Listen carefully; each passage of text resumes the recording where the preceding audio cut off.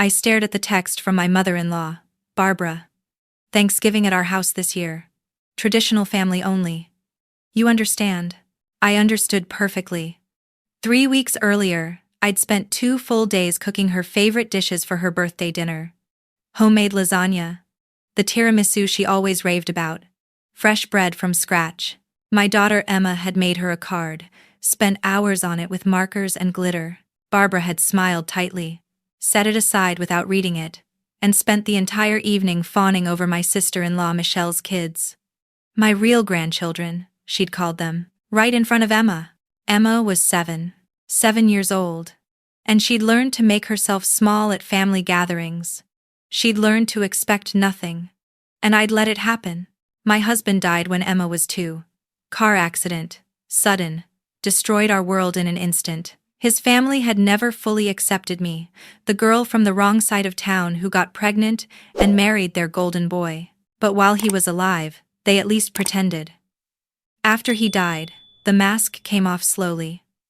Especially when I decided not to remarry, not to give them the proper family they thought Emma deserved. I looked at Emma now, curled up on the couch with her library book. She was wearing her favorite purple sweater, the one with the small hole in the sleeve she refused to let me throw away. Her dark hair fell across her face as she read, completely absorbed. She looked like her father. Same serious expression when she concentrated. Same way of biting her bottom lip when she was thinking. "Mom?" She looked up. "Are we going to Grandma Barbara's for Thanksgiving?" I'd been asking myself that same question for 3 weeks. Every year, same story. We'd show up with dishes I'd spent days preparing. Emma would be ignored while Michelle's 3 kids got presents. Attention.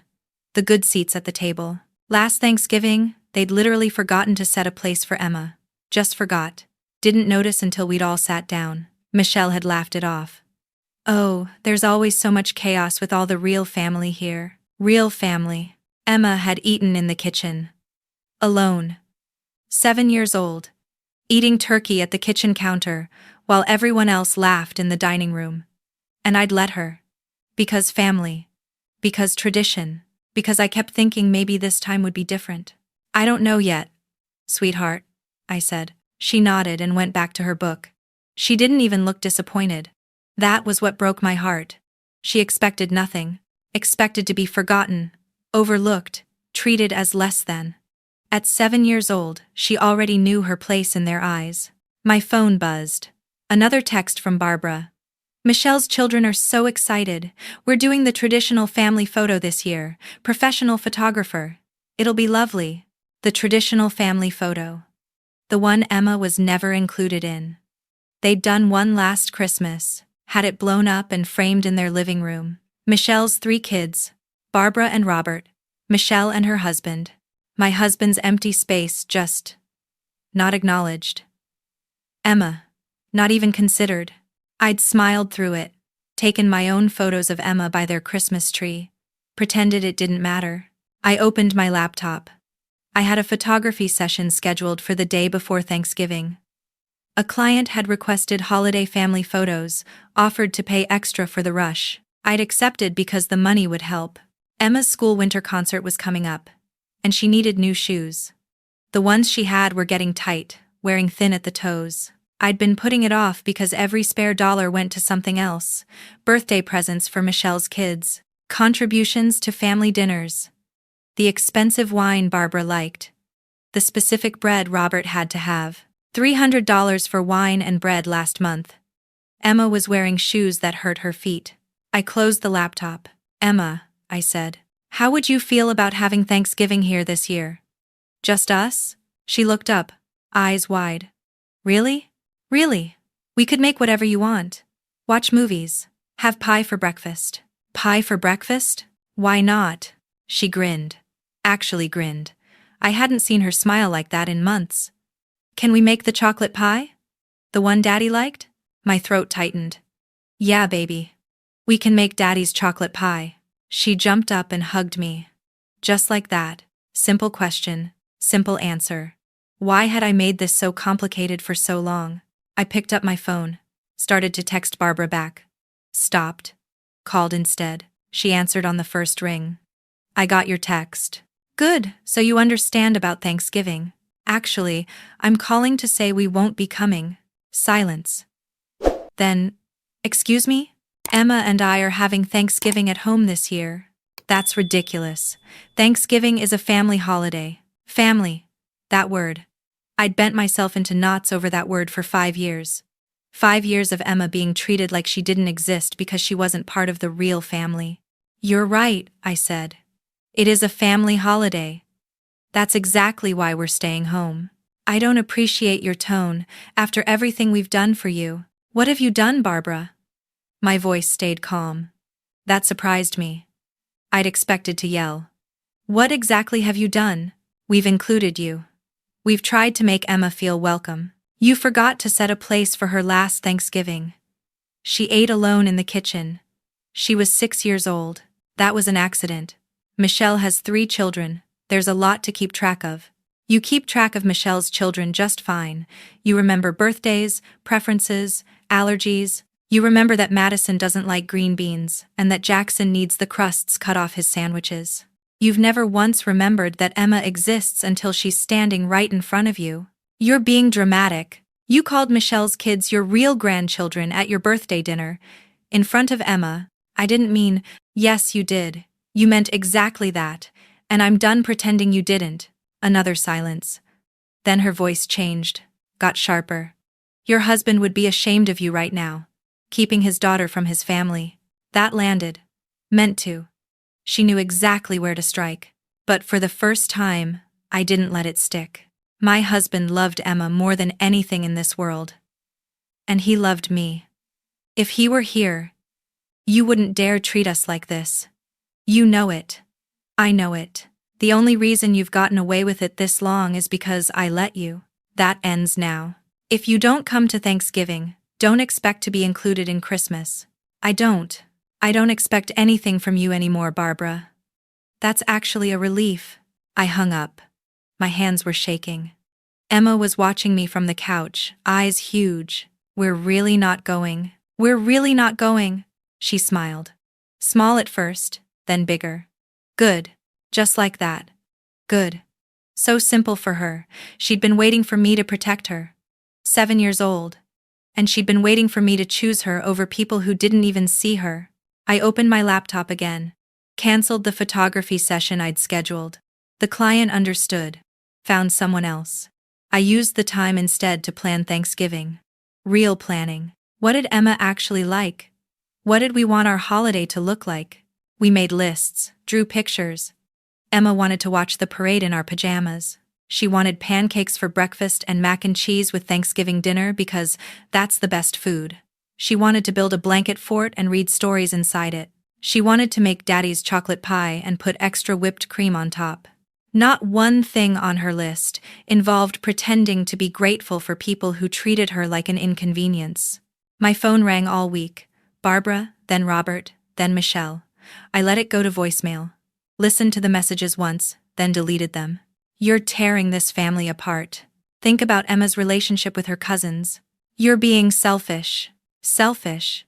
Because I wasn't letting my daughter be ignored and excluded anymore. Because I wasn't cooking for people who couldn't bother to set a place for her. Because I chose her. The Wednesday before Thanksgiving, Barbara showed up at my door.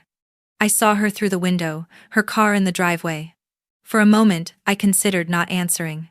Then I opened the door. We need to talk, she said. No, we don't. I'm her grandmother. You're her father's mother. You've never been her grandmother. She flinched. Good. Maybe the truth needed to hurt. I'm trying, she said. Michelle's children are just easier. They have both parents, they have stability. Emma's father died. That's not her fault. She didn't choose to lose him. And I've given her plenty of stability. What she hasn't had is a grandmother who treats her like she matters. I do care about her. No. You care about the idea of her. You care about being able to tell people you have a granddaughter. But you don't actually care about Emma. You don't know her favorite color. You don't know what books she likes. You don't know that she wants to be a veterinarian when she grows up, or that she's terrified of thunderstorms, or that she still sleeps with the stuffed dog her father gave her. Barbara looked away. It's been hard. Since we lost him. You lost him. So did I. So did Emma. She lost her father, Barbara, and then she lost you too because you decided she wasn't worth the effort. That's not fair. Nothing about this has been fair, not to Emma. And I'm done letting it continue. So you're just going to keep her from us, punish us? I'm going to protect her. There's a difference. When you're ready to actually be her grandmother, call me. Until then, we're done. I closed the door. Stood there, heart pounding. Through the window, I watched Barbara walk back to her car. She sat there for a long moment before driving away. Emma came around the corner. Was that Grandma Barbara? Yeah, sweetheart. Is she mad? I knelt down, took Emma's hands. She's upset, but that's not your responsibility. None of this is your responsibility. You understand? She nodded. Then, quietly, is it bad that I'm glad we're not going? No, baby, it's not bad at all. Thanksgiving morning, Emma woke me up at 6 a.m., bouncing on my bed. It's Thanksgiving. Can we have pie for breakfast? We could. We did. Chocolate pie and orange juice and the parade on TV in our pajamas. Emma sang along with the performances, wrapped in a blanket. No one commented that she was in the way. No one compared her to other children. No one forgot she existed. We made mac and cheese. I roasted a small turkey breast. Emma mashed potatoes, standing on a stool at the counter, talking non-stop about her friend Sophia at school, and the book she was reading, and whether dogs dreamed. We ate at our tiny kitchen table. Set places for two. Said what we were grateful for. I'm grateful for you, Mom, Emma said. I'm grateful for you too, sweetheart. And I'm grateful we're here. Just us. Just us. It sounded perfect. We built the blanket fort, read stories. Emma fell asleep inside it, chocolate on her face, completely content. My phone buzzed. A photo from Michelle, the traditional family photo from Barbara's house. Everyone dressed up, smiling. The empty space where Emma and I should have been was just filled in. Like we'd never existed. I deleted it. Didn't respond. Later that night, after I'd carried Emma to bed, I sat on the couch with my own plate of leftovers. The house was quiet. No pressure to laugh at jokes that weren't funny. No pretending Emma wasn't being excluded. No watching her make herself smaller and smaller to avoid taking up space. Just peace. My phone rang. Barbara. I almost didn't answer. Then I did. It wasn't the same without you, she said. I waited. Emma should have been in the photo.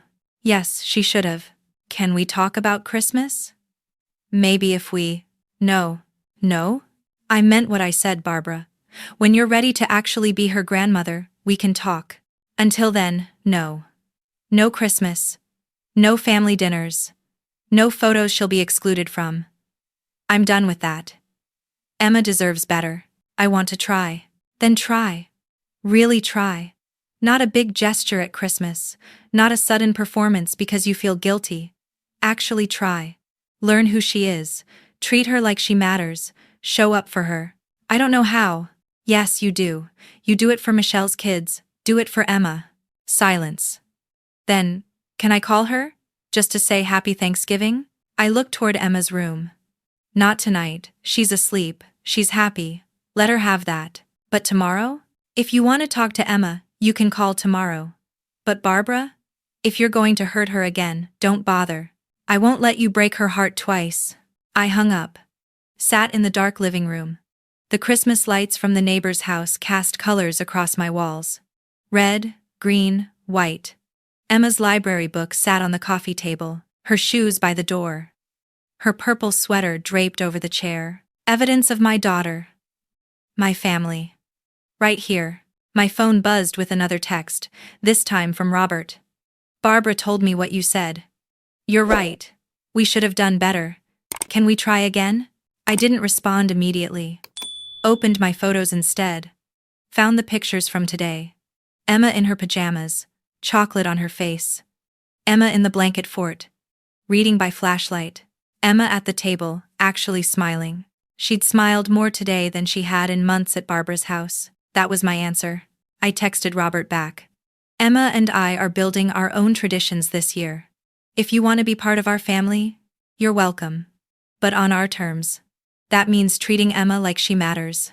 Every time. Not just when it's convenient. His response came quickly. Understood.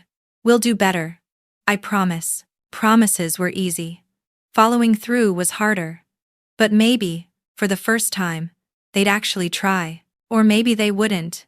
Either way, Emma would be fine. Because she had me. And I finally chose her the way I should have from the beginning. I walked to her room, cracked open the door. She was asleep, the stuffed dog her father gave her tucked under her arm, her face peaceful. No anxiety about tomorrow, no dread about who would ignore her next. Just a 7-year-old girl who'd had a perfect Thanksgiving with her mom. I pulled the door closed, made myself a promise. Emma would never feel small again, never wonder why she wasn't enough, never eat dinner alone in a kitchen while real family celebrated without her. She was my real family, my whole world. And that was more than enough. The next morning, Emma woke up singing. Actually singing. Some song from the parade yesterday, completely off-key, absolutely joyful. Can we have pie for breakfast again? She called from her room. Every day is pie day now. I called back. She giggled. That sound, that pure happiness, was worth everything. My phone rang. Barbara, I answered. I called to talk to Emma, she said. If that's still okay. Hold on. I walked to Emma's room. She was already dressed, her hair a mess, smile huge. Grandma Barbara wants to talk to you, I said. You don't have to if you don't want to. Emma considered this. 7 years old, already learning to set boundaries. Is she going to be nice? I think so, but if she's not, you can hang up. Emma took the phone. Hi, Grandma. I couldn't hear Barbara's side of the conversation, but I watched Emma's face, cautious at first, then a little surprised, then, slowly, a small smile. Really? You want to know about my book? She started talking. Fast and excited, about the story she was reading, about school, about the pie we made. She talked for 10 minutes. When she handed the phone back, she was glowing. Grandma Barbara wants to take me to the library next week, she said. Just me and her. Is that okay? I took the phone back. Barbara? I'd like to take her to the library, Barbara said. If that's all right with you, just the two of us. I want to learn what books she likes. It was a start. Small. Maybe not enough, but a start. Okay, I said. But Barbara, if you make promises to her, you keep them. Understand? I understand. We'd see. Time would tell if she meant it. But right now, Emma was happy. Really. Genuinely happy. And for the first time in 5 years, I didn't feel guilty about protecting her. I felt proud. Mom? Emma tugged my sleeve. Can we do Thanksgiving like this every year? Just us? Yeah, sweetheart, we can do it just like this. Good. She hugged me. This was the best Thanksgiving ever. It was, no question, the best Thanksgiving we'd ever had. And it was just the beginning.